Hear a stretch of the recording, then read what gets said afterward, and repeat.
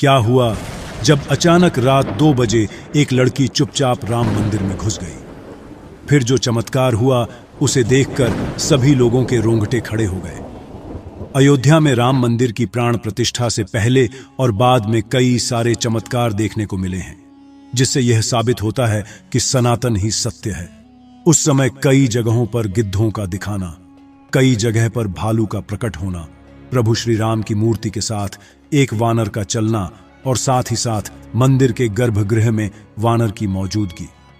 कई ऐसे बड़े चमत्कार राम मंदिर में देखे गए हैं जो साक्षात प्रमाण देते हैं कि सच में कोई तो ऐसी शक्ति है जो इस संसार को चला रही है।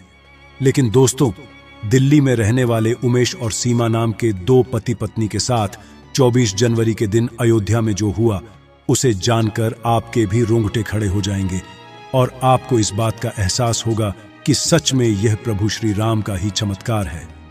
22 जनवरी 2024 के दिन राम मंदिर में राम लल्ला की प्राण प्रतिष्ठा हुई।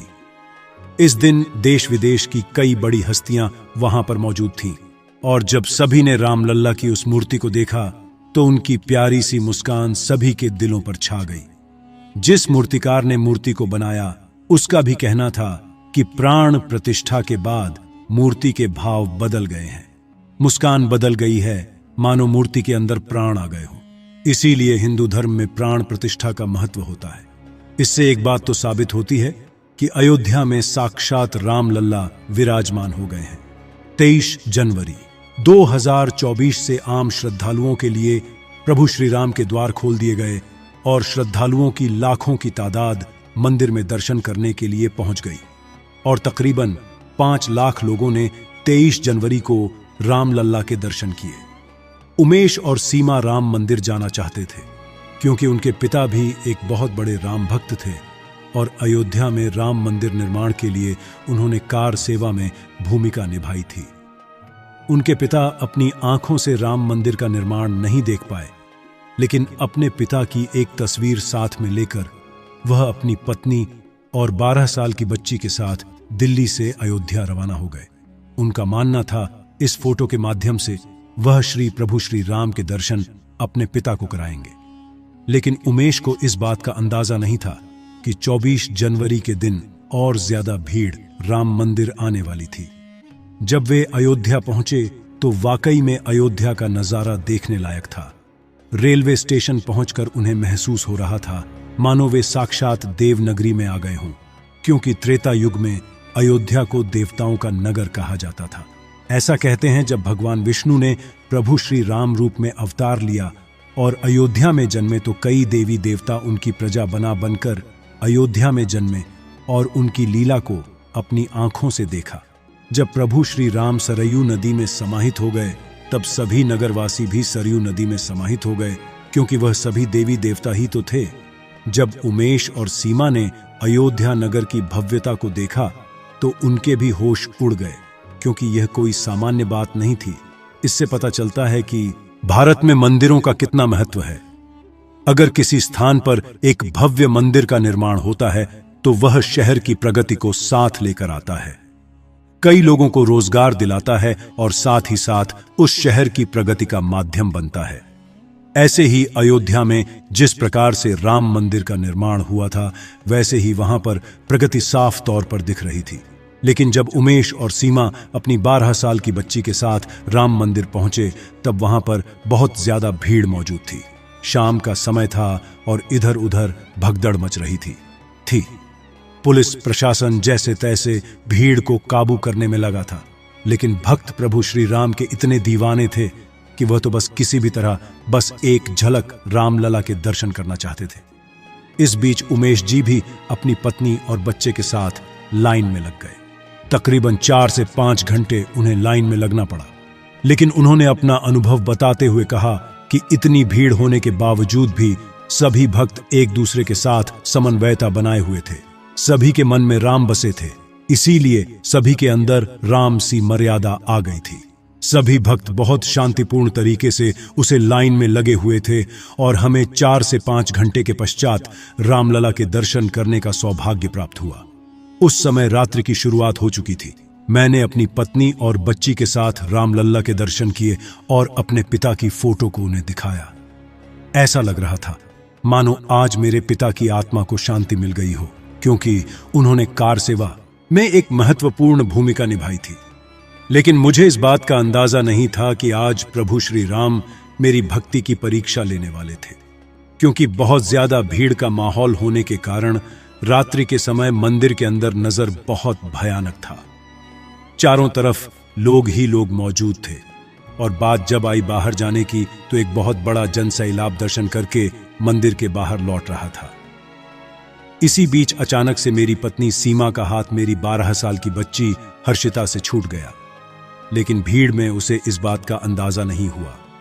हम प्रभु श्री राम का नाम जपते जपते मंदिर से बाहर आ गए और जब हमने देखा कि हमारी बच्ची हमारे साथ नहीं है तो हमारे भी होश उड़ गए। चारों तरफ देखने पर केवल और केवल भीड़ नजर आ रही थी और बच्ची का कोई अता पता नहीं था। हम चारों तरफ उसे ढूंढ रहे थे और हर किसी से उसके बारे में पूछ रहे थे। कई लोगों को हमने उसका फोटो भी दिखाया, लेकिन किसी को कोई जानकारी नहीं थी कि आखिर वह कहां पर है। हम उसी जगह पर फूट फूट कर रोने लगे और चारों तरफ भटकते भटकते उसे ढूंढने लगे और देखते ही देखते तकरीबन रात के 12 बज गए। लेकिन हमारी बेटी का हमें कुछ पता नहीं चला था कि आखिर वह है कहां। तब तक हम थक हार कर उस समय हनुमानगढ़ी मंदिर पर पहुंचे, जो कि अयोध्या राम मंदिर से 1.5 किलोमीटर की दूरी पर है। हम अपनी बेटी को इधर उधर ढूंढते ढूंढते अचानक ही हनुमानगढ़ी मंदिर पहुंच गए थे। जब हम वहां पहुंचे तब हमने हनुमान जी से प्रार्थना करी कि प्रभु श्री राम के कार्य को पूरा करने के लिए आपने महत्वपूर्ण भूमिका निभाई थी और आज हम भी रामलल्ला के दर्शन करने आए थे, लेकिन हमारी बच्ची कहीं लापता हो गई है। हे पवन कुमार, हम आपसे विनती करते हैं, इसे प्रभु श्री राम का कार्य मानकर हमारी बच्ची का किसी न किसी तरह पता लगाइए। कुछ देर हम हनुमानगढ़ी मंदिर में बैठकर ही रोते रहे, बिलखते रहे। ना कोई हमें सहारा देने वाला था और ना ही कोई आंसू पोंछने वाला, लेकिन एक विश्वास था कि संकट मोचन हनुमान जी हमारे संकटों को जरूर दूर करेंगे। तभी उस स्थान पर एक ऐसा चमत्कार हुआ जिसकी हमने कल्पना नहीं की थी। हनुमानगढ़ी क्षेत्र में हमें एक बंदर दिखाई दिया जिसका मुख लाल था और उसके हाथ में एक रूमाल था। जब हमने उस रूमाल को ध्यान से देखा तो वह रूमाल हमारी बेटी हर्षिता का था। लेकिन सवाल यह था, आखिर वह रूमाल उस बंदर के पास कैसे आया? उमेश और सीमा के रोंगटे खड़े हो गए, लेकिन अभी भी उनकी बेटी नहीं मिल पाई थी। वह इसे हनुमान जी का संकेत मान रहे थे। जिसके बाद उन्होंने उस बंदर का पीछा करना शुरू कर दिया और वह बंदर के पीछे पीछे चल दिए। देखते देखते उसे बंदर का पीछा करते करते उन्होंने 1.5 किलोमीटर का सफर पूरा किया और वे फिर से अयोध्या राम मंदिर के दरवाजे पर पहुंच गए। रात्रि के समय दरवाजा बंद हो चुका था, अंदर जाने का कोई मार्ग नहीं था, लेकिन वह बंदर हर्षिता के रुमाल को राम मंदिर के दरवाजे पर छोड़कर चला गया। ऐसा लग रहा था मानो उनकी बच्ची मंदिर के अंदर मौजूद हो। अब उमेश और सीमा के सामने अब इंतजार करने के अलावा दूसरा और कोई रास्ता नहीं था। सुबह तक उन्होंने इंतजार किया। उन्हें प्रभु श्री राम जी से उम्मीदें थीं। संकट मोचन हनुमान जी महाराज पर भरोसा था और जब प्रातःकाल प्रभु श्री राम लल्ला के दरवाजे खोले गए तब तक वहां पर बहुत ज्यादा भीड़ मौजूद थी। ऐसा लग रहा था इतनी भीड़ में आखिर वह अपनी बच्ची को कैसे ढूंढ लेंगे। तब जैसे ही राम मंदिर का दरवाजा खुला तो उमेश और सीमा के रोंगटे खड़े हो गए, क्योंकि अंदर मंदिर के पुजारी अपने हाथ में उस बच्ची को लिए खड़े हुए थे। उनका कहना था कि यह बच्ची शायद रात्रि से ही इस मंदिर में है। सुबह प्रातः दरवाजे खुलते ही हमें यह राम लल्ला के गर्भगृह में थी। अच्छी, ऐसा लग रहा था साक्षात राम लल्ला इसके साथ खेल रहे हो, और साथ ही में एक बंदर भी वहां पर मौजूद था जो हमें इससे मिलकर कहीं अंतर्ध्यान हो गया। सीमा और उमेश को अपनी बच्ची पुनः मिल चुकी थी। उनका विश्वास नहीं टूटा था, बल्कि उनकी आस्था और ज्यादा बारेच गई थी। लेकिन प्रश्न अभी भी यही था कि आखिर उनकी 12 साल की बच्ची हर्षिता रात्रि के समय मंदिर में कैसे रह गई? क्या वह मंदिर के अंदर ही छूट गई थी या फिर बाहर? बहुत ज्यादा असुरक्षा होने की वजह से यह हनुमान जी का चमत्कार था कि उन्होंने किसी तरह से उस बच्ची को राम लल्ला के गर्भगृह में छोड़ दिया। जो भी हो, लेकिन यह भी एक बहुत बड़ा चमत्कार था कि एक माँ बाप को अपनी गुम हुई बच्ची प्रभु श्री राम जी की कृपा से पुनः प्राप्त हो गई।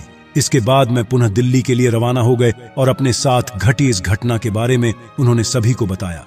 सबका एक ही कहना था कि जिस शहर में प्रभु श्री राम का निवास हो और जिसके रक्षक स्वयं हनुमान हो, ऐसे स्थान पर किसी भी प्रकार के भय की क्या जरूरत है। दोस्तों, आज की यह वीडियो आपको पसंद आई हो तो आप लाइक जरूर करें, कमेंट बॉक्स में सच्चे भक्त जय श्री राम लिखें और हमेशा ऐसी सत्य चमत्कारी घटनाएं देखने के लिए हमारे चैनल माइंडेड मैन को सब्सक्राइब करके बेल आइकन को प्रेस कर लें। अभी के लिए आप सभी दर्शकों को जय श्री राम।